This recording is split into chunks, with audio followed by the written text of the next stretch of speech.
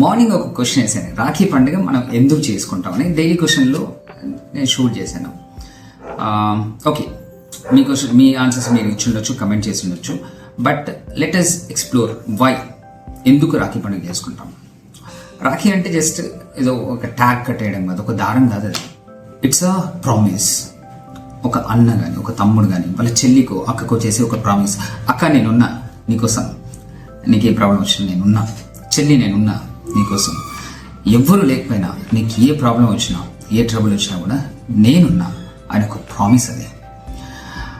అలాగే అక్క కానీ, చెల్లి కానీ వాళ్ళ తమ్ముడికి, అన్నకో, అరే నేనున్నారా, నీకు ఏ బాధ వచ్చినా ఓదార్చడానికి, నీకు ప్రేమను పంచడానికి, నీకు తోడుగా ఉండడానికి నేనున్నా అని ఒక చెల్లి ఇచ్చే ఆశీర్వాదం, ఒక చెల్లి ఇచ్చే భరోసా, ఒక అక్క ఇచ్చే ఆశీర్వాదం అది. ఇది నాకు తెలిసి మన పూర్వీకులు చాలా ఆలోచించి ఈ రిలేషన్స్ని కలకాలం, అంటే వాళ్ళ జీవితం ఉన్నన్ని రోజులు నిలిపి ఉంచడానికి తయారు చేసినటువంటి ఒక అద్భుతమైన ప్రక్రియ ఇది. ఈ పండుగ అనేది, రాఖీ పండుగ అనేది పూర్వకాలం రాజులు, మహారాజులు కూడా చేసుకునేవాళ్ళు. మనకు చాలా స్టోరీస్ ఉన్నాయి, చరిత్రలో చూసుకుంటే చాలా స్టోరీస్ ఉన్నాయి. So it's not just a thread, it's a promise, it's a bond, it's a blessing. Okay, ఇప్పుడు అనుకుంటున్నట్టుగా లైక్ చెల్లెలు అక్కలు మెయిన్గా డిమాండ్ చేస్తూ ఉంటారు, డబ్బులు ఇయ్యి, నేను రాఖీ కడతా, డబ్బులు ఇయ్యి. 15 రూపాయలు రాఖీ కట్టి 1000 రూపాయలు, 2000 లేకపోతే 10,000 డిమాండ్ చేస్తూ ఉంటారు. It's not about demanding money.